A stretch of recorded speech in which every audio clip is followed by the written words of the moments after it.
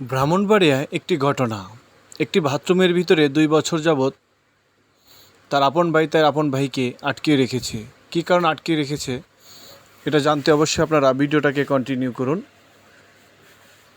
এটা হচ্ছে তার ভাবি আর এই হচ্ছে তার ভাই। তারা হচ্ছে তার আপন ভাইকে 2 বছর যাবৎ বাথরুমের ভিতরে তালাবন্দি করে রেখেছে।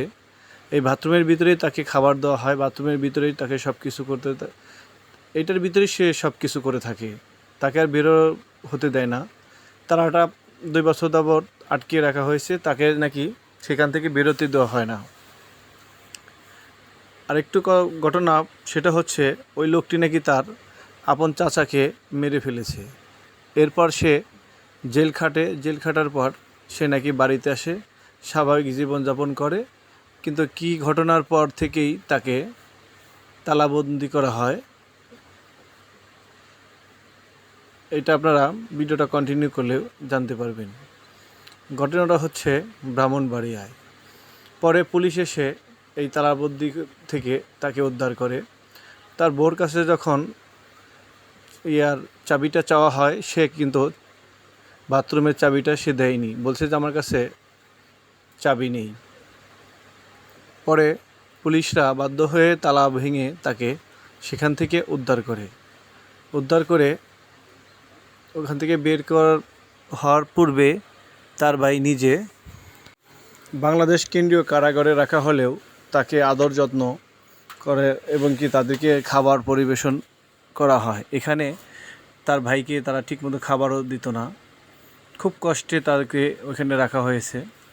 যাই হোক, পুলিশটি যখন তাকে উদ্ধার করে তখন সে নিজেই গোসল করে তারপর লুঙ্গি পরে পুলিশদের সাথে উঠোনে একটি চেয়ারে বসে তাদের সাথে কথা বলে। তাহলে বোঝা গেল সে অবশ্যই স্বাভাবিক সুস্থ মস্তিষ্কের মানুষ।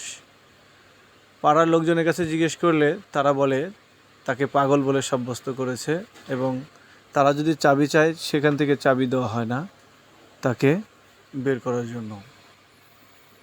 তাই আমরা সম্পূর্ণটা জানি না এটা কি বাস্তব কী ঘটনা ঘটেছে যে আপন ভাইকে তারা এভাবে তালাবন্দি করে রেখেছে।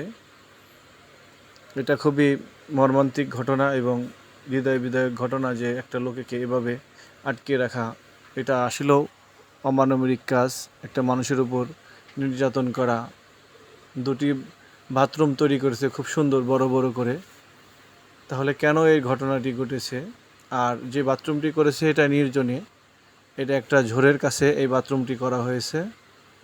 এখানেই তারা আবার তার সামনেই বাথরুমের সামনেই পেশাবখানা বানানো হয়েছে, এখানেই মহিলারা পুরুষরা পেশাব করে। যাই হোক, আপনারা অবশ্যই কমেন্টে জানাবেন এই কাজটি কি ভালো করেছে না খারাপ করেছে। এরকম ভাই যদি থাকে তাহলে তো খুবই দুঃখজনক, কারণ ভাইয়ের উপর যদি এরকম অত্যাচার করে তাহলে কেউ কোথায় যাবেন। তাই আপনারা এরকম কাজ করবেন না। আর এরকম কাজ দেখে একজন আরেকজনে দেখে অবশ্যই মানুষ খারাপ হয়ে যায়। আপনারা ভালো কিছু করার চেষ্টা করবেন, ভাইয়ের উপকার করবেন, পাড়াপড়শি সমাজের লোকের উপকার করার চেষ্টা করবেন। একজন আরেকজনের ক্ষতি করার কোনো মনস্ক বা মনোভাবনা করবেনই না। যাই হোক, এটা তো নিজের ভাই। এই যে পাত্রে তাকে খাবার দেওয়া হতো, দেখুন কী অবস্থা এর ভিতরে। এটা অবশ্যই কোনো ঘটনা আছে। যাই হোক, পুলিশ তদন্তে এটা অবশ্যই বেরিয়ে আসবে। আমার এই ভিডিওটি যারা দেখছেন অবশ্যই পাশে থাকবেন।